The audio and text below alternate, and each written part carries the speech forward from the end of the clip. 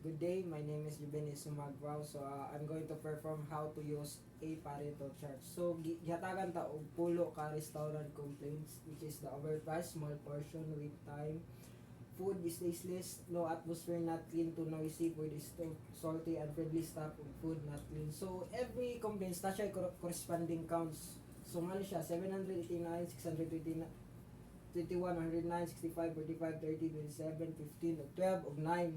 So next yung button na is ang pagkuha sa cumulative counts. So saan na siya pagkuha? Ang pagkuha ng cumulative counts is imara nang siyang i-add sa iyang kasunod. So wala mo siya kasunod.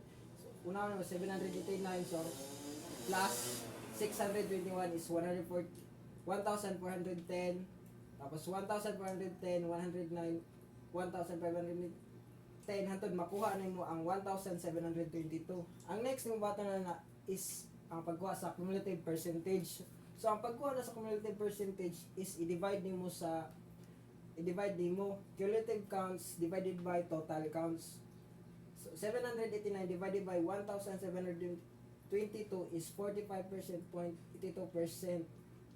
1,410 divided by 1,722, 81.88%. So iwara nang balik-balikon hantod makuha nimo ang 100%.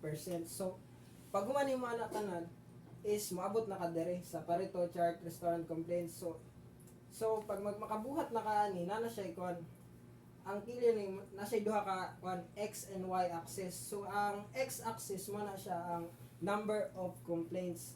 Tapos ang y axis is mo na siya ang number of occurrence. Tapos dire sa pikas ang isa kay y axis mo na siya ang cumulative percentage. So next mo bato na is magbuhat kag bar graph. So magbuhat kag bar graph corresponding sa ilang counts. Ano yo? 700, 789, 900, magbuhat mo ni tanan-tanan nara. Next yung bato na is ang kuan kaning curve line. Mani magbuhat ka. Tapos hantod makuha na nimo, hantod maabot diri sa 100%.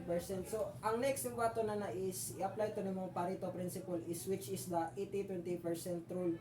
So mag-start ka diri sa 80%.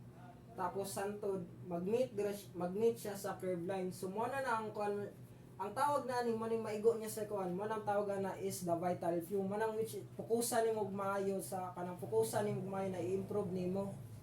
Kaning kuan mo ni siya kaning maning duha ka budak ko is the overpriced ug small portion.